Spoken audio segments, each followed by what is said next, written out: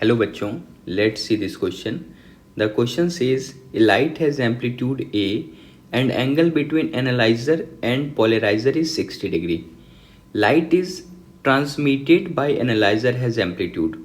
Question में कहा गया है एक लाइट है जिसका इनिशियल एम्पलीट्यूड आपको ए लेना है और एनालाइजर और पोलराइजर के बीच का एंगल 60 डिग्री है। तो हमें पता करना है कि ट्रांसमिशन के बाद एनालाइजर से जो लाइट पास होगा उसका एम्पलीट्यूड क्या रह जाएगा, यानी फाइनल एम्पलीट्यूड फाइंड करना है। Key concept of the question is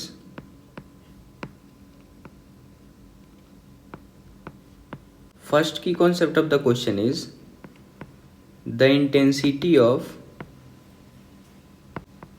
unpolarized light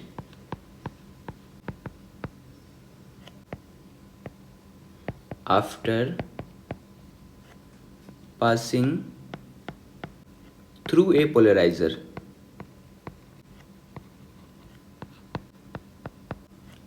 become half. अगर कोई अनपोलराइज लाइट अगर वो पोलराइजर से पास करता है तो उसका इंटेंसिटी हाफ हो जाता है, ये आपको ध्यान रखना है। एंड सेकंड की concept of the question is by the help of Malus law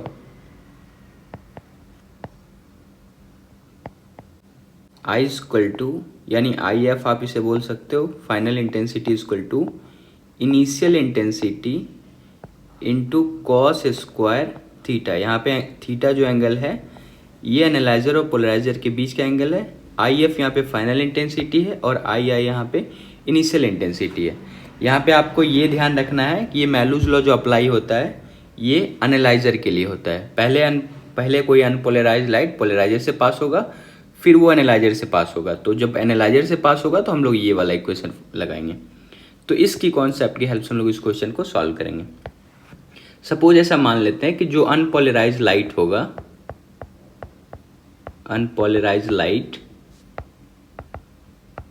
उसका इंटेंसिटी ऐसा मान लेते हैं वो आई नॉट कुछ रहा होगा, ऐसा हम लोग मान लेते हैं लेट। इसके बाद क्या है कि जब वो पोलराइजर से पास होगा आफ्टर पासिंग थ्रू पोलराइजर,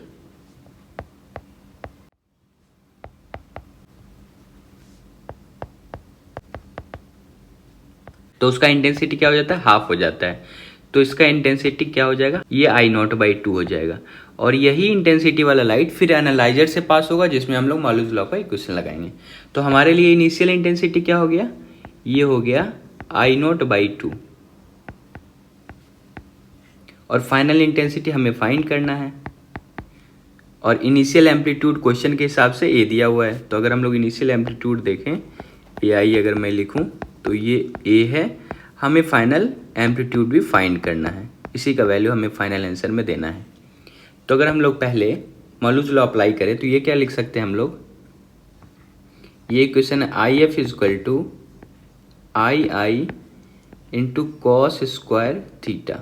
यहाँ पे थीटा जो है एनालाइजर और पोलराइजर के बीच का एंगल है। तो आई एफ का वैल्यू हो जाएगा, इनिशियल इंटेंसिटी क्या हुआ है जो एनालाइजर से पहले यानी जो इंटर कर रहा है लाइट वो आई नॉट बाई 2 है इंटू कॉस स्क्वायर 60 डिग्री।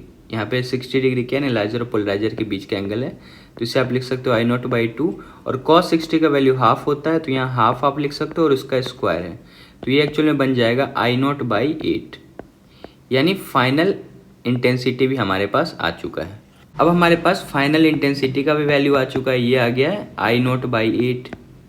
अब आप देखो इस पूरे प्रोसेस में इनिशियल इंटेंसिटी क्या रहा होगा, यानी अगर स्टार्टिंग में देखो जब आप अनपोलराइज लाइट के लिए जो इंटेंसिटी रहा था स्टार्टिंग का इंटेंसिटी, यानी अगर मैं इसे स्टार्टिंग बोल दूं तो ये कितना रहा था, ये रहा था आई नॉट जो अनपोलराइज लाइट था।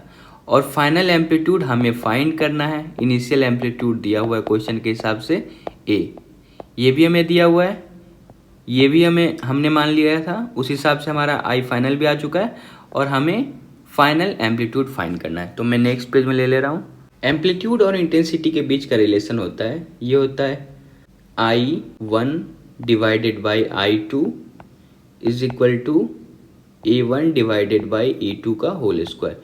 यहाँ पे आप इनिशियल फाइनल करके भी लिख सकते हो, पर मैं इनिशियल फाइनल इसलिए नहीं लिखा क्योंकि यहाँ पे दो दो इनिशियल हो रहा है। एक तो स्टार्टिंग ये हमारे लिए मेन इनिशियल हो गया, उसके बाद जब एनालाइजर में लाइट जा रहा होगा तो उसके लिए इनिशियल ये है, इसलिए हम लोग I1 I2 और ये A1/A2 करके मैं लिखा हूँ। तो सबसे पहले जो लाइट था उसका इंटेंसिटी क्या रहा था, वो I0 रहा था जब अनपोलराइज लाइट रहा होगा, डिवाइडेड बाय फाइनल इंटेंसिटी हमारे पास आखिरी का इंटेंसिटी क्या आया था, I0/8।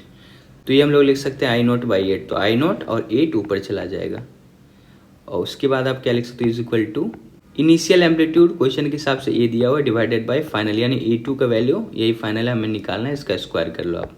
जब आप इसे सॉल्व करोगे तो I0 से I0 कट जाएगा, ये आ गया है A/A2 का whole square is equal to 8। तो A/A2 अगर आप रूट दोनों साइड लगाओ तो 8 का रूट हो जाएगा 2√2, तो यहाँ से आप A2 लिख सकते हो A/2√2। तो फाइनल एम्पलीट्यूड हमारे पास आ गया A/2√2। So the correct option is option number 4th। Hope you understood it well. Best of luck. Thank you.